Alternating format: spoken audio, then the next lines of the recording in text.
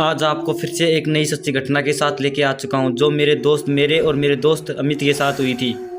तो जब मैं अमित 12वीं कक्षा में पढ़ते थे तो हमने किसी किताब के माध्यम से पता किया कि राजस्थान के कोटा ज़िले में एक ऐसी भूतिया हवेली है जहाँ पर सभी लोग जाने से कतराते हैं। वहाँ पर एक बुरी आत्मा का साया है। मेरे दोस्त अमित को प्रेत आत्माओं के बारे में जानने की काफ़ी ज़्यादा इच्छा रहती थी और उसने निश्चय किया कि हम दोनों वहाँ पर जाएंगे और उस प्रेत आत्मा के बारे में पता लगाएंगे।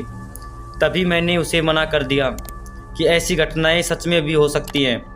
तभी अमित ने कहा कि नहीं, वहाँ पे चलेंगे और उसके बारे में पता लगाएंगे।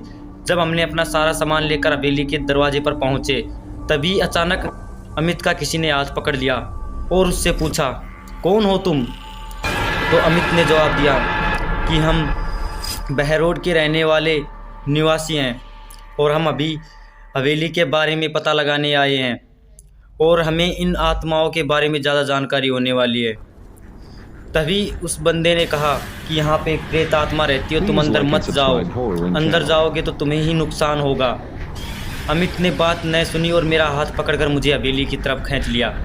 जब हम दोनों अंदर चले गए तो हमने सारी हवेली में घूमा फिरा। तभी अमित को ध्यान आया कि वो शराब लेके आया था और अमित ने एक टेबल पर बैठकर शराब पीना शुरू कर दिया। मैं भी अमित के बगल में बैठा था।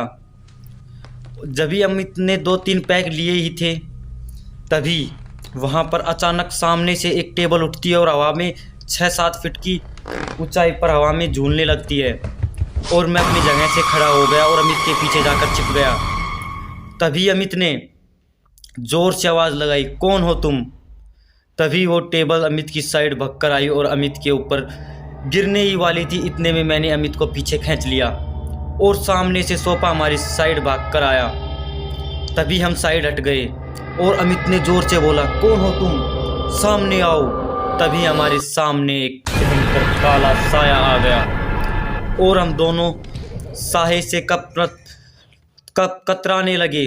तभी अमित ने जोर से बोला, तुम हमें परेशान क्यों कर रहे हो?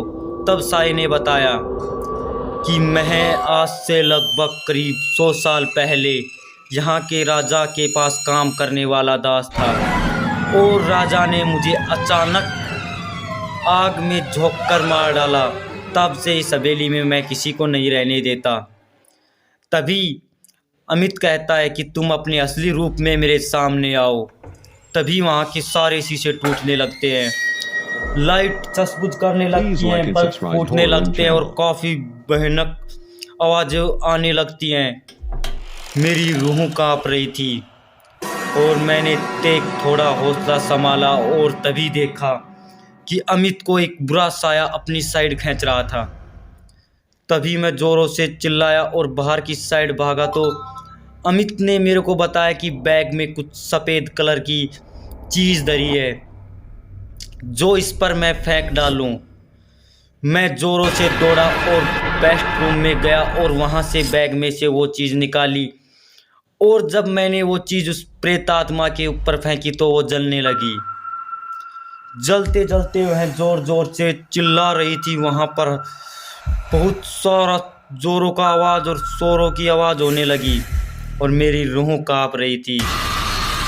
तभी मैंने दूर खड़े मेरे दोस्त अमित को देखा और मैं उसे बचाने के लिए भगा।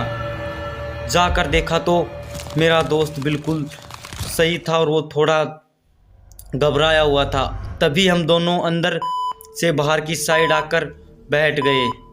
जब हम सुबह उठे तो वहाँ के लोगों ने हमसे पूछा कि रात को क्या हुआ और हमने वहाँ की सारी घटना बताई। तब वहाँ के लोगों ने हमें कहा कि आज के बाद इस हवेली में कोई नहीं आएगा। आज तक उस हवेली के अंदर कोई नहीं जा पाया है। ऐसी सच्ची घटना सुनने के लिए चैनल को लाइक एंड सब्सक्राइब जरूर कर लें। आपका भाई आपके लिए नई घटनाएं लेके आता रहता है।